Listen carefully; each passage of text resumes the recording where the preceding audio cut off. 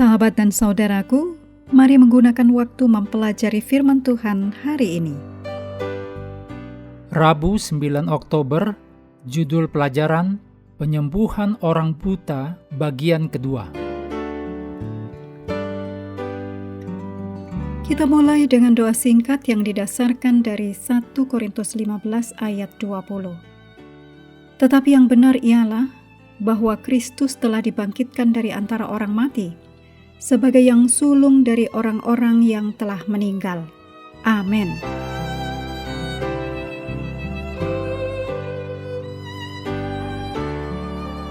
Dalam Yohanes 9 ayat 17-34, para pemimpin mengajukan pertanyaan dan orang buta itu menanggapi.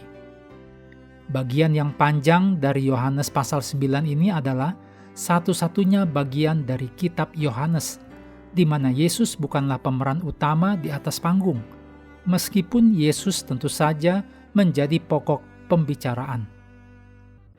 Sama seperti pertanyaan tentang dosa yang mengawali kisah ini, yang ditulis dalam Yohanes 9 ayat 2, orang-orang Farisi berpikir bahwa Yesus adalah orang berdosa karena dia menyembuhkan pada hari Sabat. Demikian ditulis dalam Yohanes 9 ayat 16 dan 24. Dan mereka akan memfitnah orang yang telah disembuhkan itu sebagai orang yang sama sekali dilahirkan dalam dosa. Demikian ditulis dalam Yohanes 9 ayat 34. Sebuah pembalikan yang aneh terjadi. Orang yang dulunya buta itu semakin lama semakin dapat melihat, bukan hanya secara fisik, tetapi juga secara rohani, karena ia bertumbuh dalam penghargaannya terhadap Yesus dan dalam kepercayaannya kepada Yesus. Sebaliknya, orang-orang Farisi menjadi semakin buta dalam pemahaman mereka.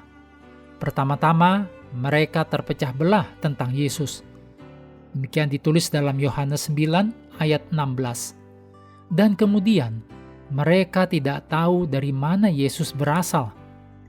Demikian ditulis dalam Yohanes 9 ayat 29.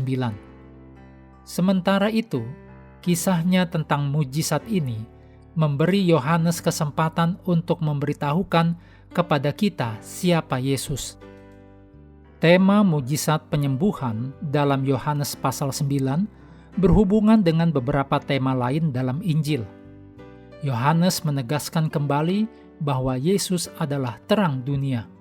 Demikian ditulis dalam Yohanes 9 ayat 5 dan Yohanes 8 ayat 12. Kisah ini juga membahas tentang asal-usul Yesus yang misterius. Siapakah dia? Dari manakah dia berasal? Apa misinya? Demikian ditulis dalam Yohanes 9 ayat 12 dan 29, juga Yohanes 1 ayat 14. Sosok Musa yang dirujuk dalam kisah-kisah mujizat sebelumnya juga muncul dalam pasal ini. Demikian ditulis dalam Yohanes 9 ayat 28 dan 29, Yohanes 5 ayat 45 dan 46, dan Yohanes 6 ayat 32. Terakhir, ada tema tentang tanggapan orang banyak. Beberapa orang lebih menyukai kegelapan daripada terang, sementara yang lain merespon dengan iman. Demikian ditulis dalam Yohanes 9 ayat 16-18, juga ayat 35-41. Kemudian Yohanes 1 ayat 9-16, Yohanes 3 ayat 16-21, dan Yohanes 6 ayat 60-71. Yang menakutkan di sini adalah kebutaan rohani para pemimpin agama. Seorang pengemis yang dulunya buta dapat menyatakan, demikian yang ditulis dalam Yohanes 9 ayat 32 dan 33, dari dahulu sampai sekarang tidak pernah terdengar bahwa ada orang yang memelekkan mata orang yang lahir buta. Jikalau orang itu tidak datang dari Allah, ia tidak dapat berbuat apa-apa.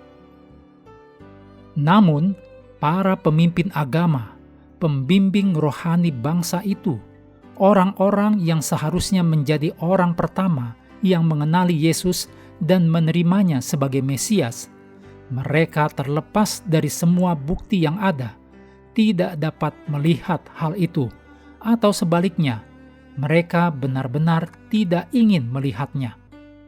Sungguh suatu amaran yang kuat tentang bagaimana hati kita dapat menipu kita. 1 Korintus 1 ayat 26-29. Ingat saja, saudara-saudara, bagaimana keadaan kamu ketika kamu dipanggil. Menurut ukuran manusia, tidak banyak orang yang bijak, tidak banyak orang yang berpengaruh, tidak banyak orang yang terpandang. Tetapi apa yang bodoh bagi dunia, dipilih Allah untuk memalukan orang-orang yang berhikmat. Dan apa yang lemah bagi dunia, dipilih Allah untuk memalukan apa yang kuat, dan apa yang tidak terpandang, dan yang hina bagi dunia, dipilih Allah.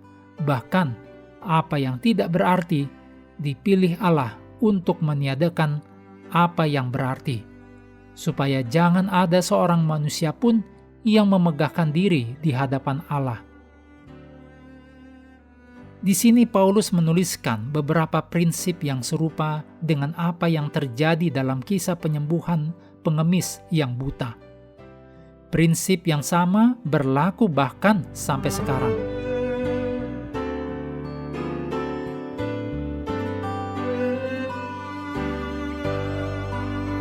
Mengakhiri pelajaran hari ini, mari kembali ke ayat inti. Yohanes 11 ayat 25 dan 26. Jawab Yesus, "Akulah kebangkitan dan hidup. Barang siapa percaya kepadaku, ia akan hidup, walaupun ia sudah mati. Dan setiap orang yang hidup dan percaya kepadaku, tidak akan mati selama-lamanya. Percayakah engkau akan hal ini?" Sahabat juga perlu melengkapi waktu untuk bersekutu dengan Tuhan setiap hari dengan bacaan Alkitab sedunia. Percayalah kepada nabi-nabinya yang melanjutkan dari Yohanes pasal 3. Tuhan memberkati kita semua.